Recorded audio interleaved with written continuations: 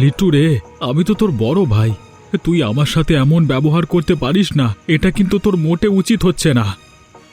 এ বাড়িতে তোমার কিছু নেই। তোমাকে বলছি তো এ বাড়ি থেকে বের হয়ে যেতে। এখনই বাড়ি থেকে বের হয়ে যাও। তুমি বোকা পেয়ে আমার স্বামীর কাছ থেকে সমস্ত সম্পত্তি লিখে নিয়েছো, এখন আমাদের বাড়ি থেকেও বের করে দিচ্ছ। ওপরওয়ালা কিন্তু এত বড় অন্যায় সইবে না। আমরা জোরপূর্বক কিছুই লিখে নিইনি। তোমার স্বামী আমার স্বামীর কাছ থেকে টাকা নিয়েছে, সেজন্যই আমরা জমি লিখে নিয়েছি। সামান্য ওই কটা টাকার জন্য পুরো জমি লিখে নিয়েছো? এটা কেমন কথা? তোমাদের তো বলেছি সেই টাকাটা দিয়ে দিতে, সে টাকা দিতে পারোনি। এখন তো জমি আমাদের, এখন এখান থেকে বেরিয়ে পড়ো তো দেখি। লিটু, আমি তোর বড় ভাই হয়ে তোর কাছে অনুরোধ করছি, আমাকে এভাবে বাড়ি থেকে বের করে দিস না। এই শীতের রাতে বাড়ি থেকে বের করে দিলে আমরা কোথায় যাব বলতো? শীতের মধ্যে আমরা তো মরে যাব ঠান্ডায়। তোমরা কোথায় যাবে সেটা আমি বলে দিতে পারবো না। এখান থেকে চলে যাও, না হলে কিন্তু তোমাদের লাশ বের করে ছাড়বো ঘর থেকে। ছোট ভাইয়ের হাতে মরার চাইতে বাইরে ঠান্ডায় জমে মরা অনেক ভালো হবে। চলো এখান থেকে। কে কে? চোর চোর, আমার বাড়িতে চোর এসেছে। কে কোথায় আছো? আমাকে বাঁচাও। বুড়িমা, চেঁচামেচি করো না গো, আমরা চোর নই। তোমার চেঁচামেচি শুনে গ্রামের লোক এসে আমাদের গণধোলাই দেবে চোর বুঝে। দরজাটা খোলো। কি হয়েছে? এই ঠান্ডার মধ্যে শীতের রাতে তোরা কোত্থেকে এলি? তোদের এই অবস্থা কেন? কিছু হয়েছে নাকি? যতটুকু হয়েছে তার চেয়ে বড় কিছু তুমিই করে ফেলতে। যেভাবে চেঁচিয়ে উঠেছিলে, গ্রামবাসী সবাই চলে আসতো, আমাদের উত্তম মধ্যম দিত। এত রাতে কেউ দরজা ধাক্কালে কথা না বললে আমি কি করব? আমি তো বুড়ো মানুষ, এখানে একা থাকি। চোর ডাকাত আসলে রক্ষা আছে আমার? যাই হোক, তোদের এই অবস্থা কেন সেটা আগে বল। সবই আমাদের কপালের দোষ গো বুড়িমা। আমাদের বাড়ি থেকে বের করে দিয়েছে ওই লিটু আর তার বউ ফুলমতি। এটা কেমন কথা হলো? বড় ভাই আর ভাবিকে ঘর থেকে বের করে দিল? কিছু টাকা ধার নিয়েছিলাম, সেজন্য আমার থেকে একটি কাগজে স্বাক্ষর নিয়েছিল। এখন বলে টাকার বিনিময়ে জমি নাকি লিখে দিয়েছি, সেজন্য ঘর থেকে বের করে দিল। তোমার এখানে একটু আশ্রয় দাও না গো। ও নাহলে শীতে মারা পড়বো বুড়িমা। ঠিক আছে ঠিক আছে, তোরা এত বিপদে পড়েছিস, তোদের সাহায্য না করলে কি হবে? আমার ওই পাশের ঘরটা ফাঁকা আছে, তোরা সেখানেই থাক। তোমাকে অনেক অনেক ধন্যবাদ বুড়িমা। ধন্যবাদ দিতে হবে না, তোরা যা, ওখানে চলে যা। কি গো বুড়িমা, কি খবর তোমার? আজকাল তো আমাদের ওদিকে আর আসোই না, দেখাই যাচ্ছে না তোমাকে। তোদের মতো মানুষের সাথে এখন আর কথা বলতে ইচ্ছে করে না, সেজন্যই যাই না। এটা আবার কেমন কথা বললে বুড়িমা? আমরা আবার তোমাকে কি করলাম এত কঠিন কথা বললে?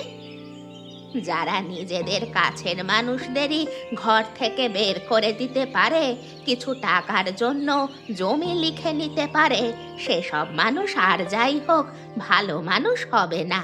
সেজন্য এখন থেকে খারাপ মানুষদের কাছে যাচ্ছি না, ভালো মানুষের সাথে থাকার চেষ্টা করছি। তোমাকে নিশ্চয়ই কেউ উল্টোপাল্টা কথা বুঝিয়েছে, সেজন্যই তুমি এমন ব্যবহার করছো। মানুষ মিথ্যে বললে তুমি সেসব কেন বিশ্বাস করো বুড়িমা? আমরা কাউকে বাড়ি থেকে বের করে দিইনি, ওরা নিজেরাই এই গ্রাম ছেড়ে চলে গেছে। অনেক মানুষ ওদের কাছে টাকা পেত। তোরা যে সত্যি কথা বলছিস না, তোরা যে আসলে মিথ্যে কথা বলছিস, সেটা এখন আমি আরো ভালোভাবে প্রমাণ পেলাম। কিভাবে প্রমাণ পেলে? তোরা ফজলু ও ময়নাকে বের করে দিয়েছিস। তোরা বলছিস গ্রামের অনেক মানুষজন নাকি টাকা পেত, সেজন্য তারা পালিয়ে গেছে, কিন্তু এটা আসলে মিথ্যে কথা। আমি নিজেই তো ওদের আশ্রয় দিয়েছি, ওরা তো আমার বাড়িতেই আছে। কি বলছো তুমি? ওদের আশ্রয় দিয়েছো তোমার বাড়িতে? হ্যাঁ হ্যাঁ দিয়েছি, আমি ওদের সাহায্য করেছি, তাতে কি? আচ্ছা ঠিক আছে, ভালো করেছো। তাতে কি হয়েছে সেটা তোমাকে পরে বোঝাচ্ছি।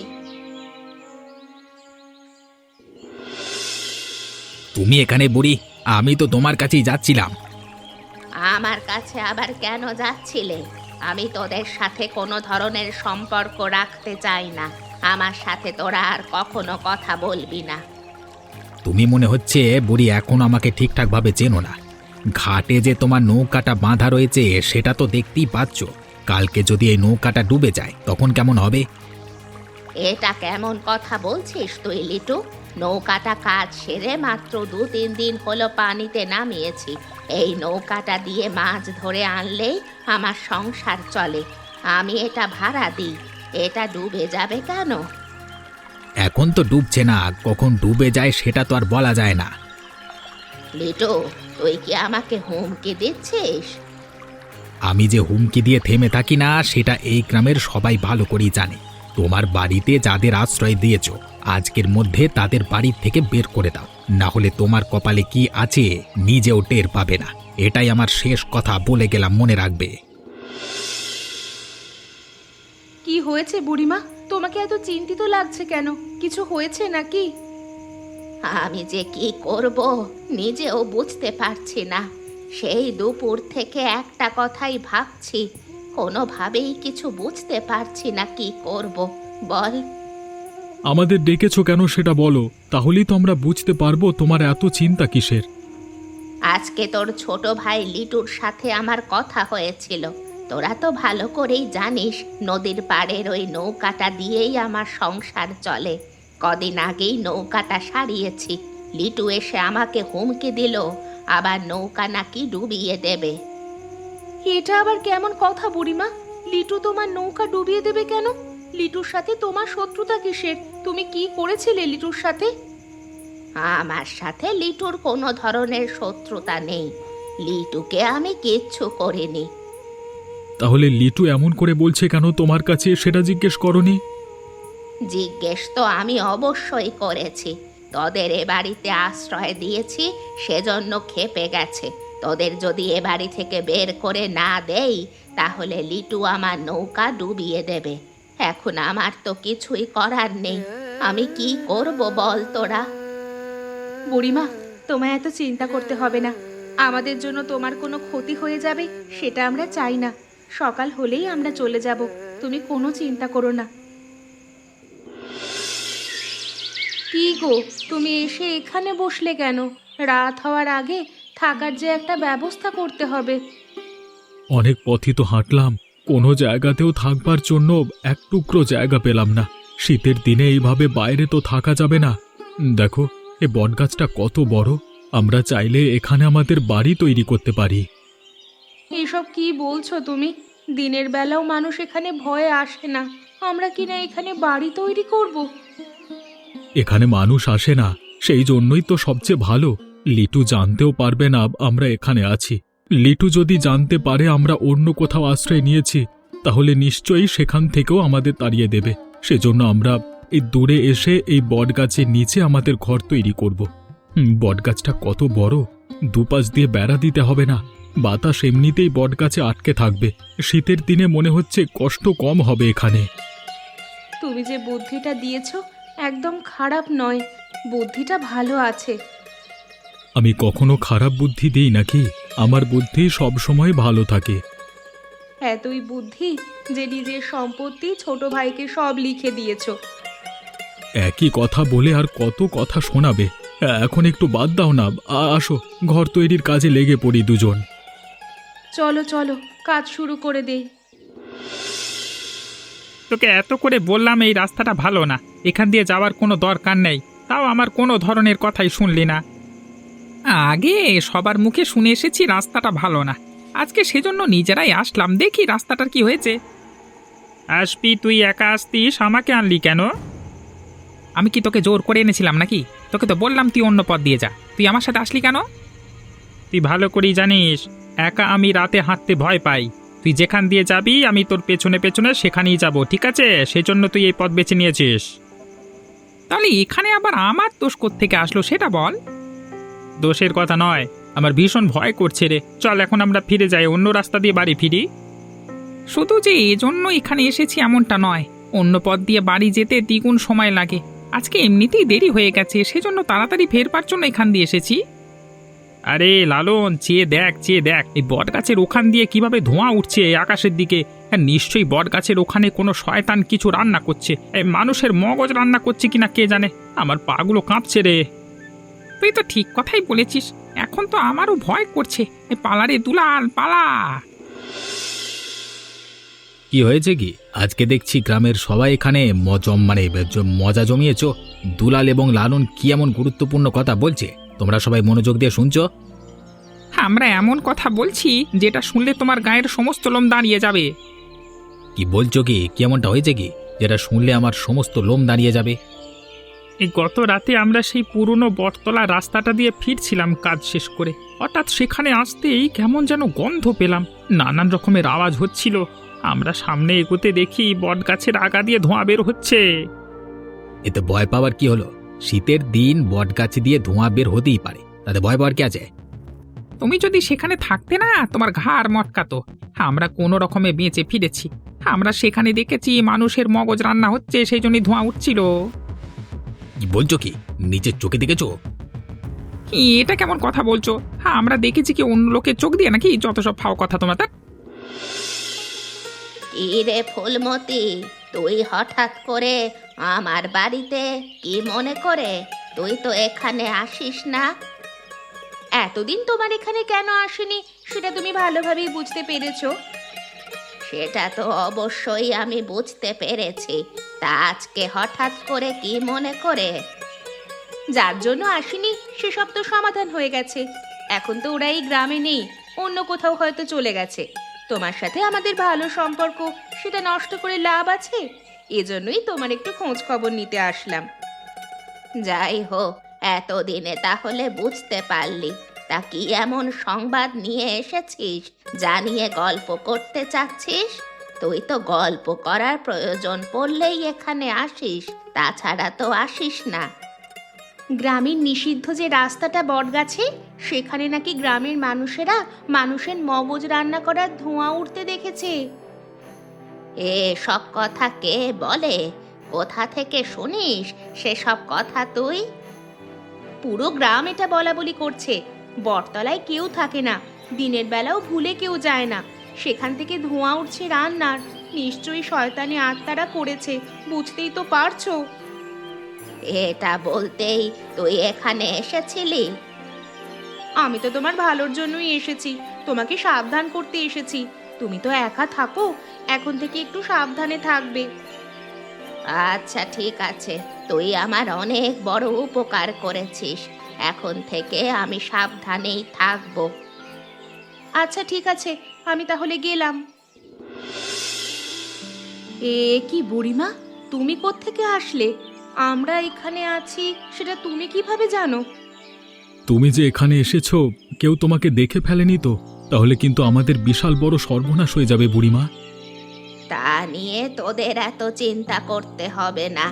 আমি সাবধানে এসেছি, আমি সবটা জানি। তোরা যে এখানে আছিস সেটা আমি বুঝতে পেরেছি।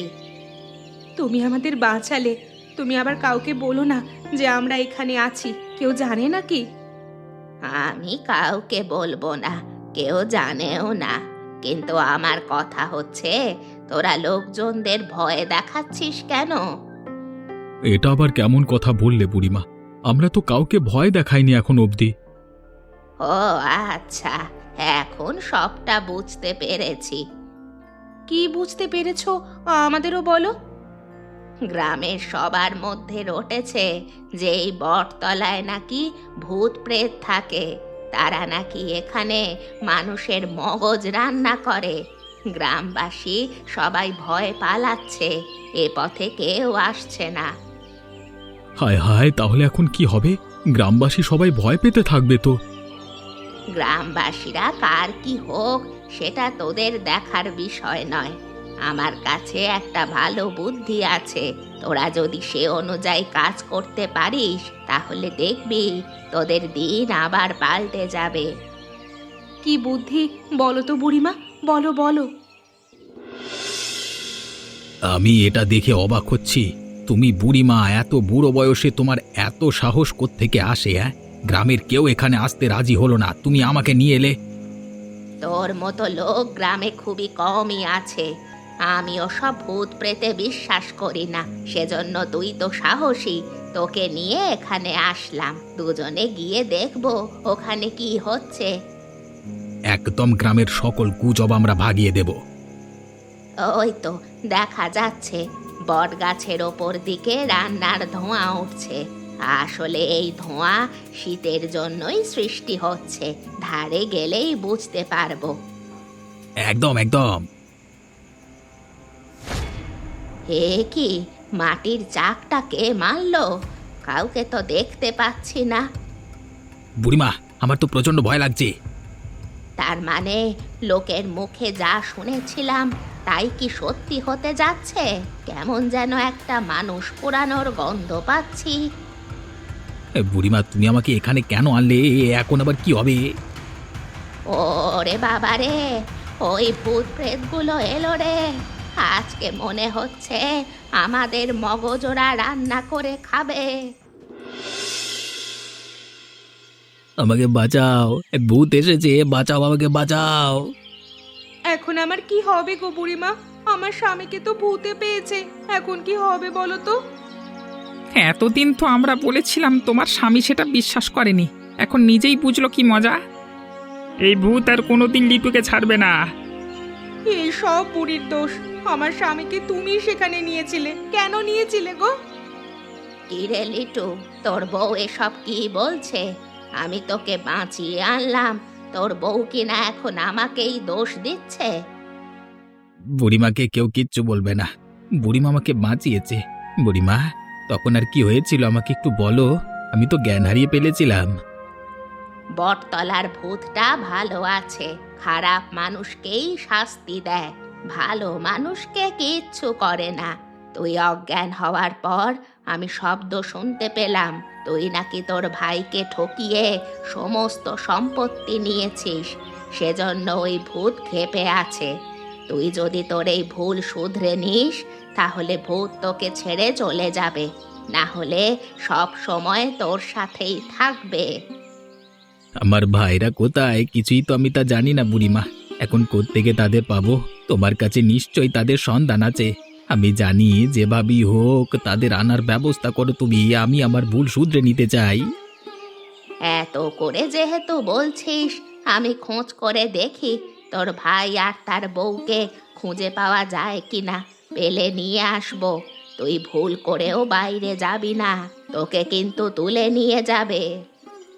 আচ্ছা আচ্ছা, ঠিক আছে বুড়িমা, ঠিক আছে।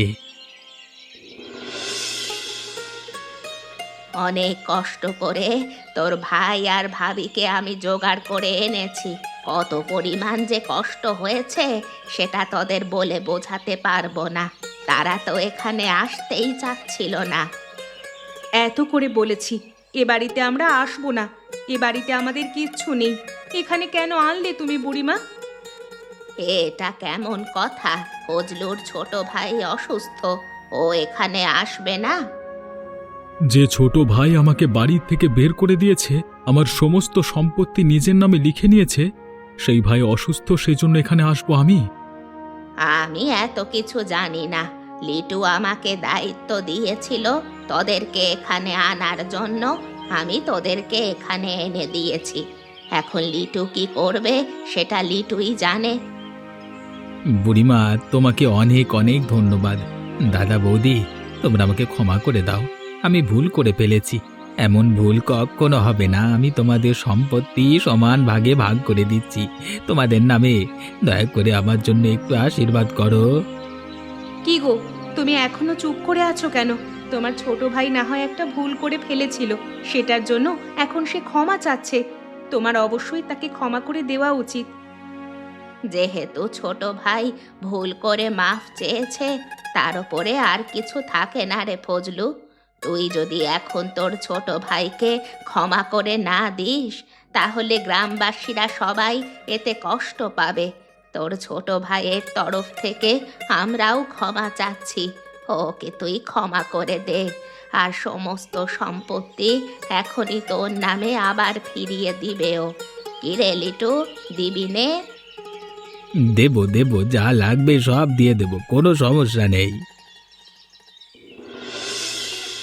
কি রে লিটু, এখন আর তোর কোনো ধরনের সমস্যা হচ্ছে না তো? না না বুড়িমা, এখন আমার আর কোনো ধরনের সমস্যা হচ্ছে না। দাদা আমাকে মাফ করে দিয়েছে, সেজন্যই ভূতটাও আমার কাছ থেকে চলে গেছে। আর কখনো ভুলেও কিন্তু তুই সেই বট গাছের দিকে যাবি না, ওখানে যাওয়া তোর কিন্তু নিষেধ। না না না না, কোনোভাবেই আমি ওখানে যাব না।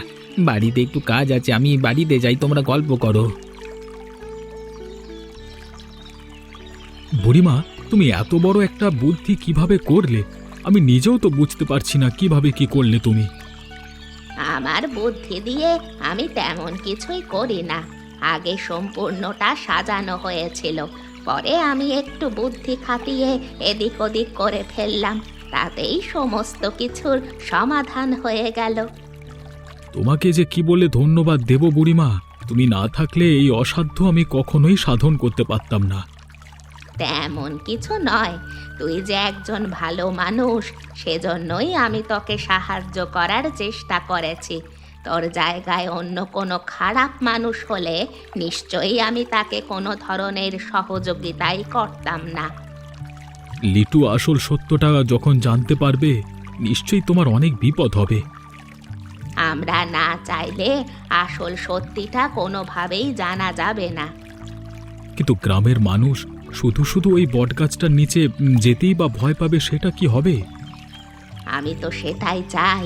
আগে দেখতাম ছেলে পেলে ওখানে গিয়ে মাদক সেবন করত, এখন ভয়ের জন্য ওখানে কেউই যাচ্ছে না। এটাই সবচেয়ে ভালো হয়েছে। অনেকক্ষণ কথা বললাম, চলো বাড়ির দিকে যাই। চল চল। আপনারা যদি এত সুন্দর সুন্দর গল্প আরো দেখতে চান, তাহলে অবশ্যই আমাদের চ্যানেলকে সাবস্ক্রাইব করে বেল আইকনে ক্লিক করবেন। ধন্যবাদ।